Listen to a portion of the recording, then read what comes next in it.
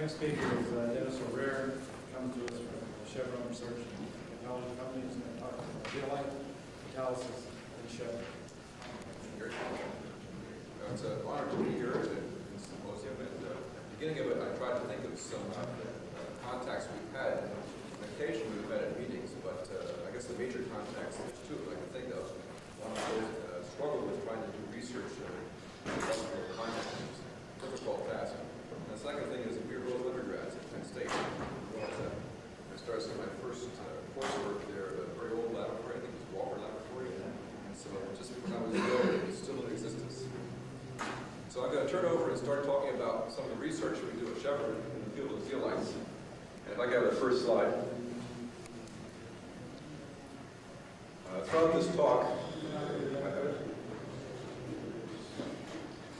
Throughout this talk, I'll mention the work that's done by several researchers at Chevron, and I'll mention the names as I recall. If I forget them, all the contributions from many of the people are summarized in the preprints. When you consider doing research in an industrial environment, it's very important to have a clear focus of what the end goal is and what the success is. And like Clarence Channing and Hobel, we've been very privileged to have two recent successes. This is a photograph of the Richmond lube oil facility in California, and this uses zeolite technology, which is the basis of the talk today. It produces over 10,000 barrels per day of lubricant oil and supplies over 90% of the oil on the West Coast. That's not only Chevron's oil, but it provides the base oil that's used to blend many lubricant oil stocks. It uses zeolites in two steps. The first is the more conventional zeolite used in the hydrocracking step, but the second step is the isotowaxing step, which is the truly novel one, which is the subject of a recent invention. Technology is done and developed by Steve Miller. And that technology, you take a long chain waxing material and slightly isomerize it and convert it over to a very high VI, lubricant oil. And because this is so widely used in the United States, if you take a taxi or anywhere else around here, most likely in the West Coast of the United States, the car you're driving with is using some oil that's produced over the zeolites and molecular sieves at this facility. The other example of success that's come out of our laboratories recently is the Aramax process. And this is a photo of facilities in Chiba, Japan. This technology also uses zeolite, L-type zeolite. We've heard several people talk about that today. And this technology very selectively converts light naphtha, a C6 fraction, into benzene. Because of its very high selectivity and activity, it is the lowest cost route to manufacturing of benzene. And in both these technologies, isotowaxing and in Aramax, we have not only used them ourselves, but have licensed them around the world. The Aramax process is shown here in Japan. It's going to be followed up recently by a new application in Saudi Arabia. Well, with those successes, why don't we do more? And the challenge in conducting research in an industrial setting on zeolites are shown here. It's not something for the faint of heart or people with short pockets. You need a significant effort in the program. It's not easy to do on a small scale, especially if you want to gain a proprietary advantage. The outcome of the research is slow and uncertain. You can't do good catalyst by design starting from first principles in the area. And you need a diverse set of research skills. You don't need just people who know zeolites. You need people from a wide variety of backgrounds. And organization and communication results are critical. In the talk I'm going to give today, it's sort of a how-to talk, how to blend research and innovation in industry. And the example that I present today is how we've done that at Chevron. Well, this is a very complicated system that you have to consider, and how can you composite all the different skills and make it work? And there are some basic principles that you can draw upon to help put together an effective research program.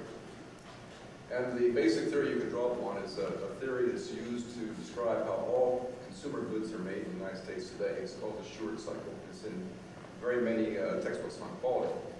And basically you have an idea about something a consumer wants, design. You go ahead and make it, you fabricate it, you market it, and you judge the consumer reaction. And you repeat the cycle. Each time going around this cycle, you learn how the impact of what you've made satisfies the customer's demand. Well, that's a very basic concept, and it's applicable to virtually all fields of science and also into zeolite science. And so you can adapt this basic concept over into catalysis in an industrial application, and you end up with something that looks like this. Here the basic 4 steps are shown. They're repeated. Synthesis, in this case, means synthesis of a zeolite or a zeolite catalyst. Characterization of it, figuring out what you've made. Catalytic testing, and then analysis, thinking about it. So all these 4 steps are important. And every time you go around this loop that you make something, you characterize it, you test it, and you think about the results. You've learned something. You've learned about the relationship between the structure of the material you're trying to make and its performance. So the path towards gaining this knowledge depends on 2 things. One, how fast you go around the loop, and the second thing is how few mistakes you make. You have to do each of these things right. Make the right material, characterize it in a cost-effective, right fashion, do your tests right, and do your analysis right. So this is the basic energy of innovation for many of the aspects of zeolite research and catalysis, and catalysis in industrial setting as a whole. Well, this is the basic engines you want to turn, and it's best to have this done with as small group of people as possible, because the communication gaps between these can destroy this. So having the small group of people closely organized, same geographic setting, or even one person do this is the ideal system. Provide that one person or that group of people have the necessary skills.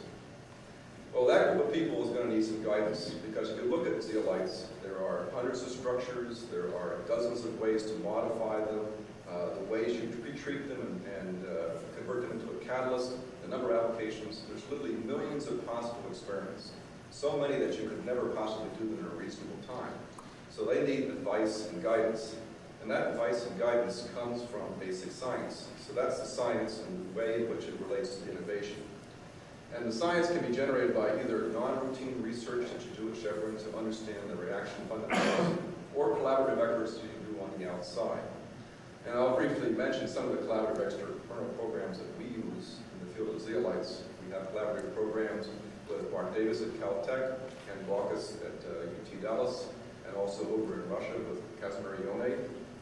In the area of characterization, we make use of the Brookhaven facilities for XAFs and high-resolution X-ray diffraction. In testing, we do work at vendor facilities and also overseas. In analysis, we are members of the previous BioSim Consortium in molecular modeling. So all those efforts help provide the background knowledge which you need to drive this. And there's 2 steps that are also very critical. One is the project selection. In this case here, you have to have a good agreement with your sponsors in the company and the researchers. The sponsors tell you what it is they would like to see. The researchers can tell you what's practical and might be done. And out of that comes a selection of processes and projects which you go into this loop. And out of it then, once you find a success, you enter into commercialization efforts. So I'll give some brief examples of each of those boxes in there. And the first one I'll talk about is synthesis. And there's 2 approaches to doing this with zeolites. One is you can rely on vendor materials. And this is an attractive route. It's a way to get started. If a commercial vendor supplies a material, and he says it's commercial, then there's a few barriers to commercializing that material. You can use it. You have the chance of modifying it. You can ion exchange it, you can put other metals on there, you can tailor it to your needs, so you have some chances of altering its properties. But if you have to go back and say to the manufacturer, well, you should have made it this way, this is what we need, then that requires a very good business relationship, which can be very slow to set up with a vendor. And the vendor may ask you to make sure you know why you need to move in a certain fashion, which means you have to have the basic competency in synthesis to tell them which way to move. This route is important, and we use it at Chevron. But we also use the more further out route, which is developing our own proprietary position in the zeolites and developing a basic core of science in this area, which helps us in many of our application areas. Our effort began in earnest in the 1980s, and many of the people here will know the contribution of Stacy Zones. He's been very fortunate, and his methodology has been prolific and discovered about 24 materials, and we're continuing to find new structures of zeolites. And this has led through to breakthrough advances of which we're using commercially. And Stacy's focus has been on the use of rigid organic amines, rather than the previous work that was done in Global and elsewhere, which tended to use amines that could assume very many different conformers. By using rigid structures, you have a better understanding of the relationship between the structure of the amine and the structure of the zeolite you're targeting. So your science is more firmly grounded. And we have many more research leads to evaluate in this area. By the way, the two examples I mentioned at the beginning both use zeolites that were other than Y or ZSM5. And our belief is that the field of zeolites is still wide open. There's a lot of research to do there. You can tailor the properties of the zeolites and the structure, and this is a unique hand that you have on very many gaining selectivity advantages. To give an example of how we do the work is done on a very small scale, and we will do many thousands of experiments in here on this scale. This small reactor here has a Teflon vessel inside it, and it holds 25 cc's of solution, of which we would add our silica source, alumina, organic amines, alkali, and other reagents, and cap it and seal it up. And we put it into an autoplay, which is either quiescent or stirred by tumbling, and they'll sit there anywhere from 1 day to 1 month in some extreme cases. And during that time, the reaction reagent will crystallize, and we will unload it and begin our characterization process. This result has led to the discovery of many new materials, and shown here is some work that Yumi Nakagawa did. And what she's done is prepared a series of organic amine templates that are done by Diels-Alder chemistry, which gives you an organics methodology which enables you to make a systematic study of different materials to probe what effect there is in the spatial arrangements of the zeolite. If we start with the smallest end member and test it in a series of reactions, either all silica, silica boron, or silica alumina, in all these cases here we make the yellow-coated material, which is non-acyl. It's a clathrocil, it has no significant pore volume excess to the outside. But increasing its length along this direction leads to ZSM12, which is a 12-ring zeolite, one-dimensional. And making structural changes in other ways can yield a different one-dimensional zeolite, SSD31, a novel material. And making structural changes elsewhere can lead to different zeolites. Again, 31, but these shown in green here are multi-dimensional zeolites that have at least one pore with a 12-ring aperture. And so we're continuing to learn the relationship between the structure of the amines and how they work in the synthesis reactions. The characterization of zeolites I'll only talk a little bit about. We have a series of tests that we do as a high volume screen. So those will be things like pore volume, X-ray analysis, elemental analysis to make sure that things are right. Beyond that, we use some non-routine tests that help guide the effort. And those may help us understand the reaction fundamentals both in the zeolite synthesis and in the reaction tests for probing.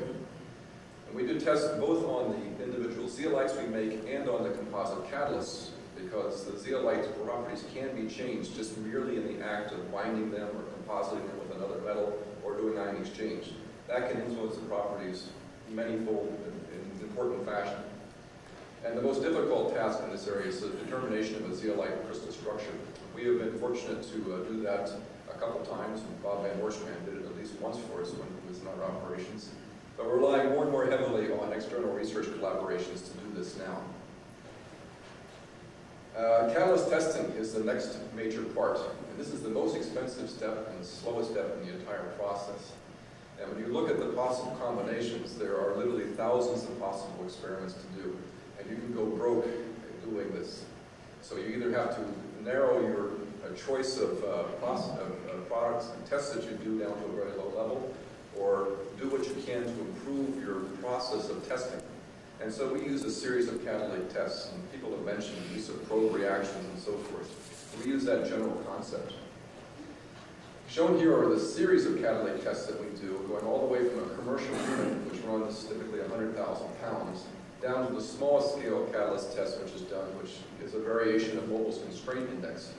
And these are aligned in thinking about the relationship of materials towards an application of hydrocracking or hydroprocessing. If we're looking at other applications such as aromatics, in kind these would be similar, but the individual tests would be different.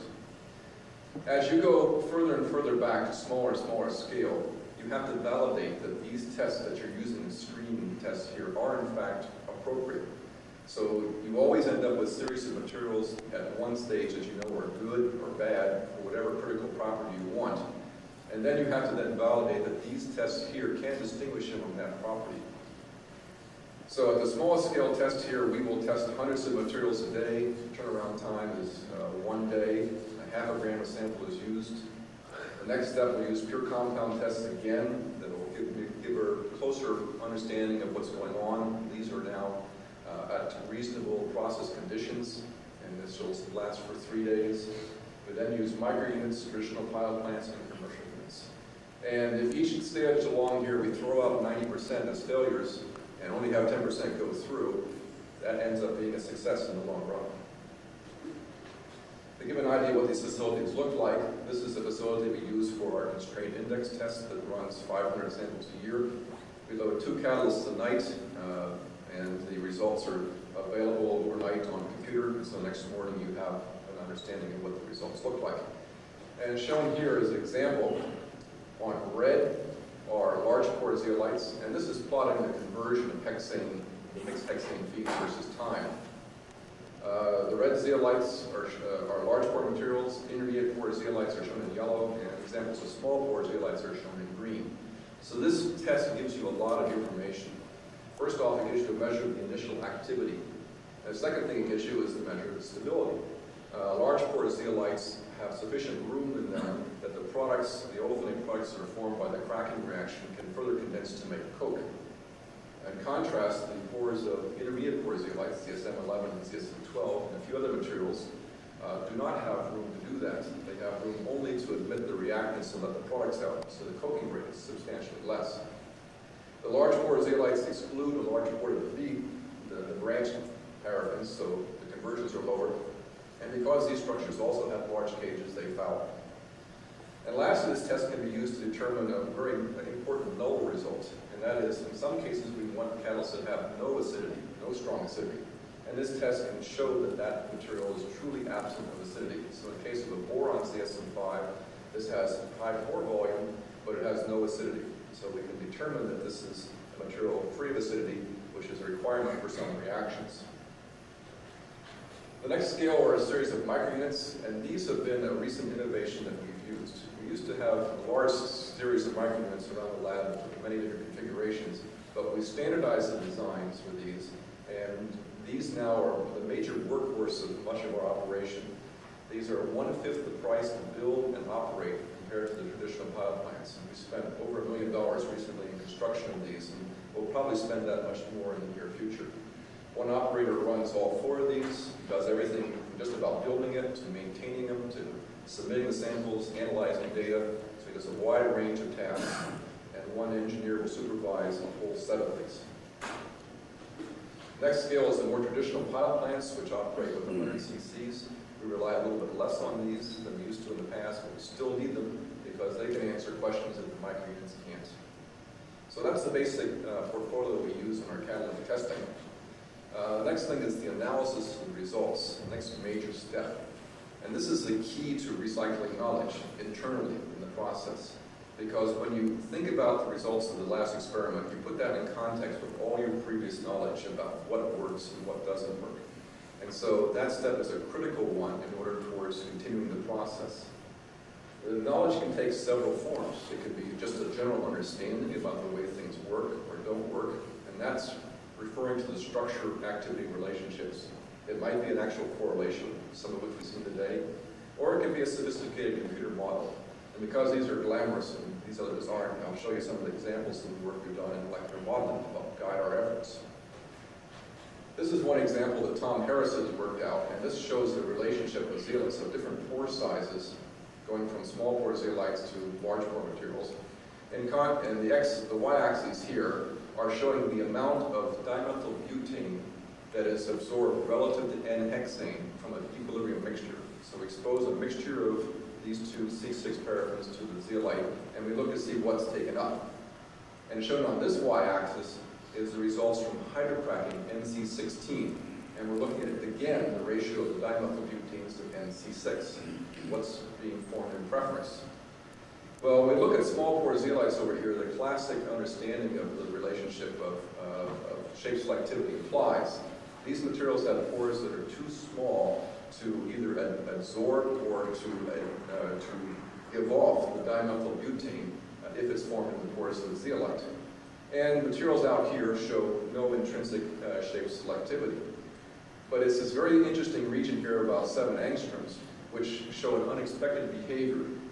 Pores in this size have an affinity both for the absorption of dimethylbutenes away from the N-hexane, and likewise an affinity for the production of the dimethylbutane relative to N-hexane. And this is an important factor because if we look at the octane of the gasoline we derive from these zeolites, it's a couple numbers higher than that from conventional white zeolite. So that's an important factor. And the reason this behavior has been done has been shown by the experimental, the calculated results that Tom Harris has done with a series of model zeolites.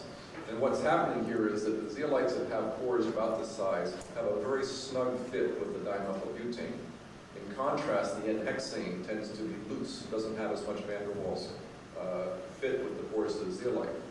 And so by calculating the relative uptake of these based on the heats of absorption with the biosyn model, we can generate this curve. And so we call this principle here where the fit is ideal, and you get an enhancement of the selectivity of the more branched species, inverse shape selectivity, because it's the opposite of the traditional shape selectivity. So here's a case in which molecular modeling has helped us guide our research. And by knowing this principle, now we can apply it to other applications that come along. As another case, we've also done molecular modeling of template interaction with zeolites to help us understand the fundamentals of forming the zeolites in the first place. And shown here is a plot of decamethonium and the pores of U87, which has a name of also SSC37 in our laboratories, slightly different variation. And we've done studies, but unfortunately I did not bring the slide with me, where we vary the size of the amine systematically. And when we get zeolites that have a good fit with the template, their crystallization time for those experimentally is very short. So as we maximize the content between the template and the walls of the zeolite for high silica zeolites, the crystallization time decreases.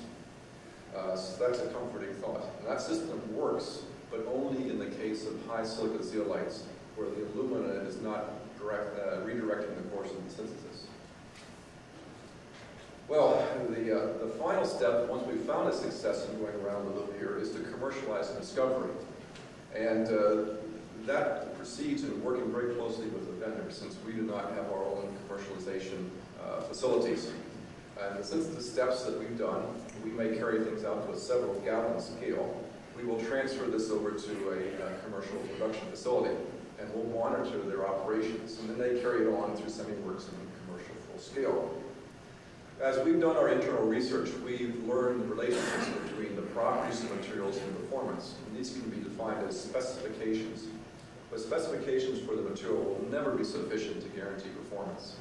So as the commercialization goes through its different stages, we bring those materials and run them through the same series of catalytic tests to make sure that the material is going to meet the performance demands that we're after. And then after it's commercially done, we will then check its performance periodically and then go back to using specifications. Specifications by themselves are just not sufficient. They're important but not sufficient. The last thing I'd like to close with is that the management does have a role in all this. They have a role in making sure that the steps are followed and the resources available. And most importantly, to facilitate the communication. It's so easy to have people involved in synthesis sitting over here and people involved in testing over here and not really communicating and not having the flow of technology going between the groups. So that's important, and making sure the communication happens between the different business groups. And one other very important thing is making sure that researchers have a chance to renew the technology base. The skills in which you define your projects doesn't come from reading the literature alone. It doesn't come from a vacuum. It comes from the researchers having some time on their own to determine what's important and to develop some ideas and suggestions. So I'd like to close now and open the floor to questions. Thank you very much.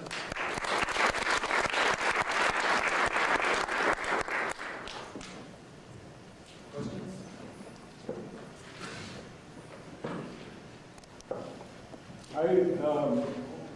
My years of experience, I've noticed so many times, however, the project that's most successful is more along the lines of John Sinfeld, where it goes underground.